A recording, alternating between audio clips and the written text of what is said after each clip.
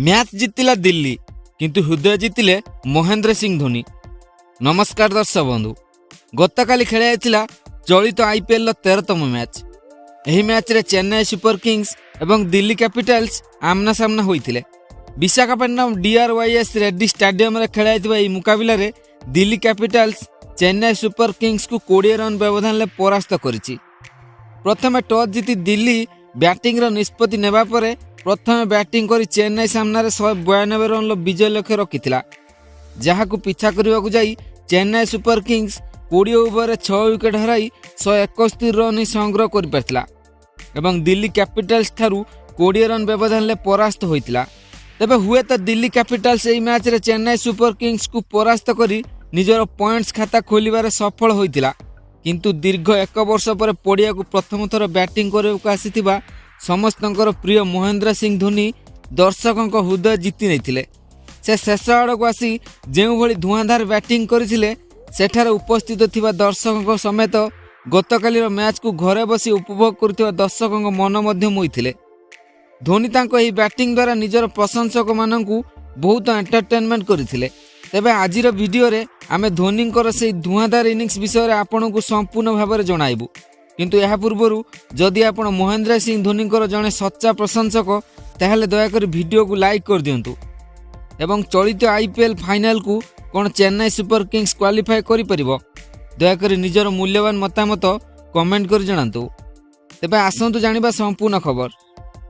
ଦର୍ଶକ ବନ୍ଧୁ, ଗତକାଲି ଦିଲ୍ଲୀ ପ୍ରଥମେ ଟସ୍ ଜିତି ବ୍ୟାଟିଂର ନିଷ୍ପତ୍ତି ନେଇଥିଲା।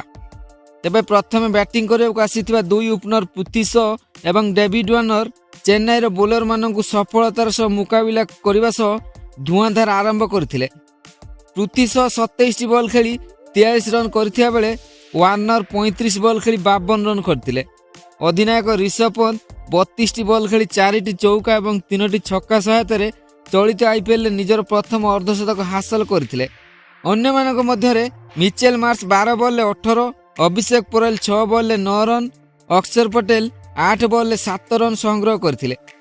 ଟ୍ରିଷ୍ଟାନ ଷ୍ଟବ୍ସ ଖାତା ଖୋଲିବା ପୂର୍ବରୁ ଆଉଟ୍ ହୋଇଯାଇଥିଲେ।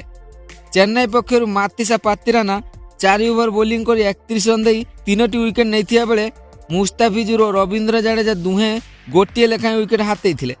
ତେବେ ବିଜୟ ପାଇଁ 192 ରନ୍ ଲକ୍ଷ୍ୟ ନେଇ ପଡ଼ିଆକୁ ଓହ୍ଲାଇଥିଲେ ଚେନ୍ନାଇର ଦୁଇ ଓପନର ଋତୁରାଜ ଗାଇକ୍ୱାଡ୍ ଏବଂ ରଚିନ ରବୀନ୍ଦ୍ରକୁ ଖଲିଲ ଅହମ୍ମଦ 16 ଆଉଟ୍ କରିବା ସହ ଚେନ୍ନାଇ ସୁପର କିଙ୍ଗସ୍କୁ ଶକ୍ତ ଆଘାତ ପହଞ୍ଚାଇଥିଲେ।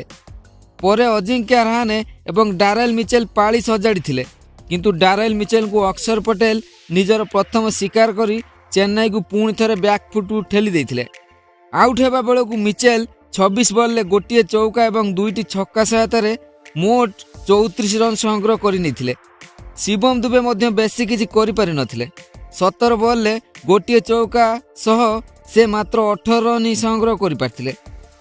ତେବେ ଶେଷ ଆଡ଼କୁ ଜାଡେଜା ଏବଂ ମହେନ୍ଦ୍ର ସିଂ ଧୋନି ଜୋରଦାର ପ୍ରୟାସ କରିଥିଲେ ସତ, କିନ୍ତୁ ମାତ୍ର 20 ରନ୍ ପଛରେ ରହିଯାଇଥିଲା ଚେନ୍ନାଇ ସୁପର କିଙ୍ଗସ୍ ଏବଂ ଦିଲ୍ଲୀ କ୍ୟାପିଟାଲ ଠାରୁ ପରାସ୍ତ ହୋଇଥିଲା।